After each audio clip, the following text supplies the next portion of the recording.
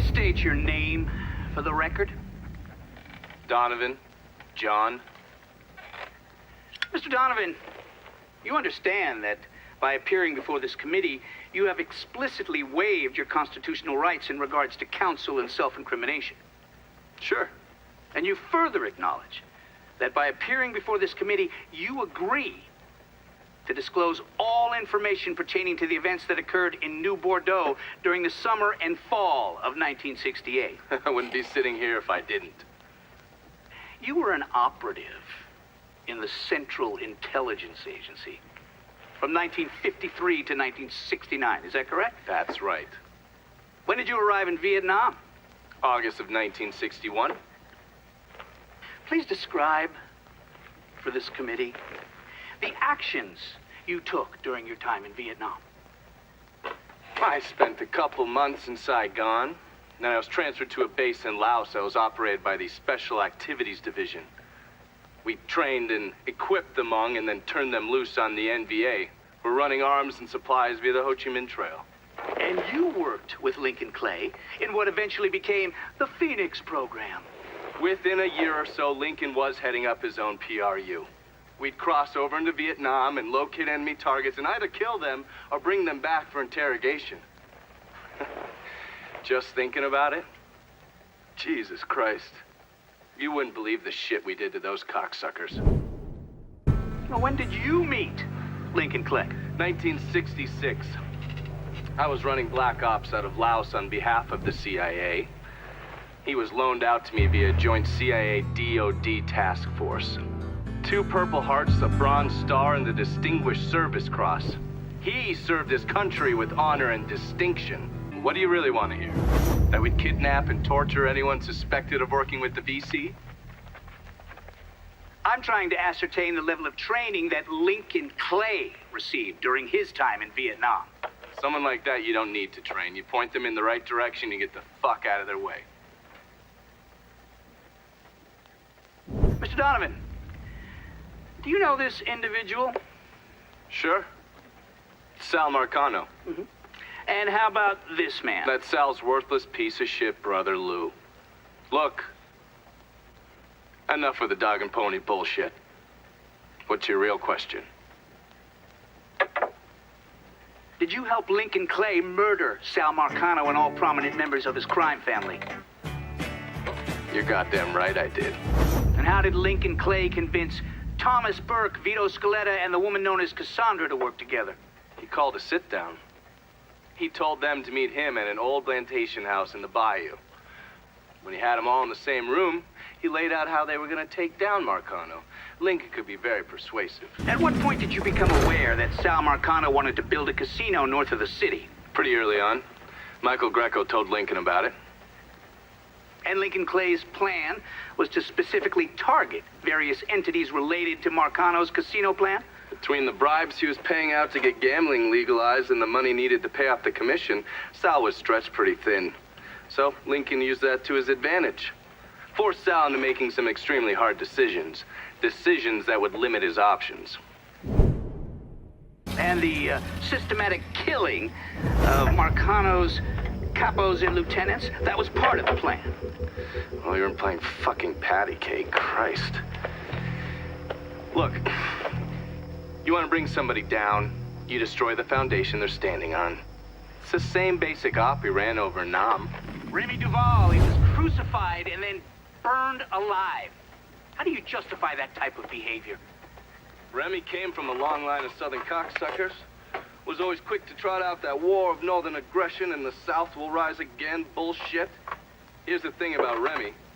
In 1965, he participated in the murder of 4 civil rights workers, one of whom they decapitated. They never found her head, so fuck him, he got what he deserved.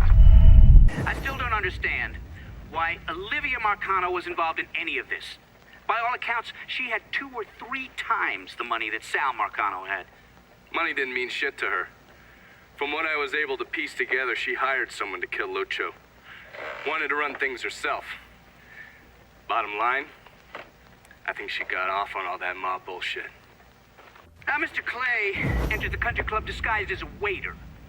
Everyone in attendance was a rich asshole or part of the Southern Union, so getting Lincoln in there was easy. You put a black man in a uniform and he's damn near invisible. Hell, I drove in through the front gate and dropped him off. No one even gave us a second look. No. Surely, his uniform wasn't enough to get him past Mrs. McConnell's personal security detail. I mixed up a vial of fast-acting LSD. You know, same basic formula that we use as part of MK Ultra. And I gave it to Lincoln.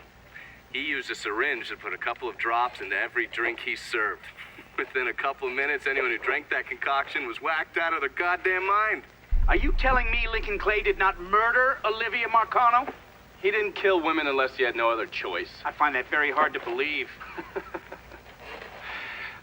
Back in '67, we were in a bar in Saigon, and this gook bitch comes strolling in. Skirt barely covering her ass, and she starts offering everybody blowjobs. Gee, I want sucky fucky. Gee, I want boom boom. Then she pulls out a grenade and she kills 3 guys. A couple Marines in the bar want to cut that bitch's head off, but Lincoln stops them. Keeps them off her until the MPs show up. If he wasn't going to kill that slag, he sure as fuck wasn't going to kill Olivia Marcano. How did you manage to get to Tony DeRazio? I had bugs and wiretaps all over the damn place. When that weirdo left the Royal Hotel to deal with one of his men, I was listening. From there, Lincoln had a couple of options. He could use the elevator code and go into the lobby, which meant shooting the hell out of the place. Or he could steal Dominic's car and go in quiet through the hotel's parking garage. Tommy Marcano brought in a counterfeiter from Cuba, right? Sal spent a couple of months trying to print the money himself, but none of it was worth a damn. The color was wrong, printing was cockeyed, you name it.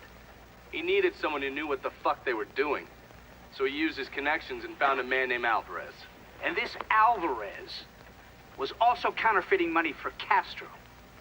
Most of our enemies counterfeit American money. Hell, some of our allies do too. According to these reports, Tommy Marcano had the money press in a boxing gym he operated. Tommy knew Lincoln was coming for the plates, but he felt he had to keep up appearances. The second he started canceling fights and shutting the place down was the second people started thinking he was out of his league. He wasn't about to allow that to happen. How did Lincoln Clay gain access to the gym? He had me track down a man named Alcee Bennett. Alcee is a small-time hustler that worked for Sammy until he double-crossed him and was kicked out of the Hollow. After that, he scratched out a living recruiting fighters for Tommy's jungle fights. If he vouched for Lincoln at the door, Lincoln could get in without a big ruckus. What happened to the money plates that Sal Marcano stole from the Federal Reserve? I don't recall.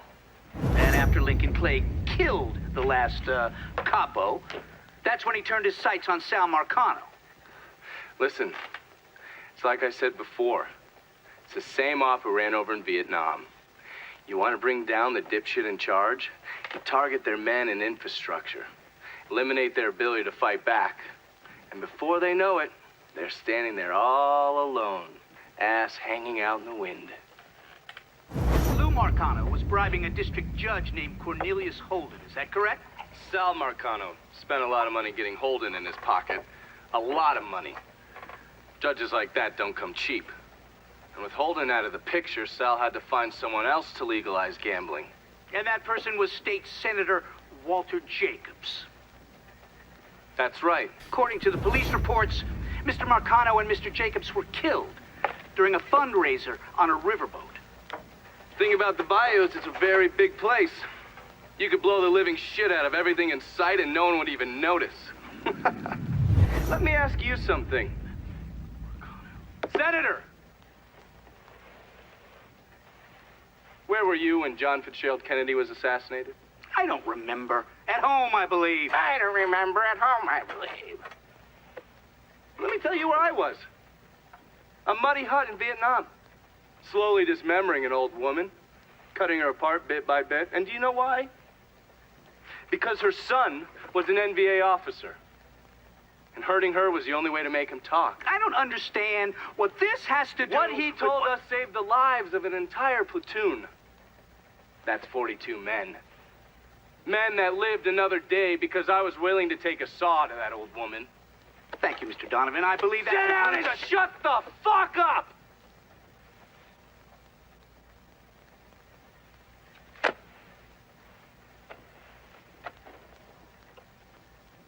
I did a lot of terrible shit over there. In the name of this country. Shit that will haunt me for the rest of my life. But I did it because I believed in the fight. I believed what this nation stood for.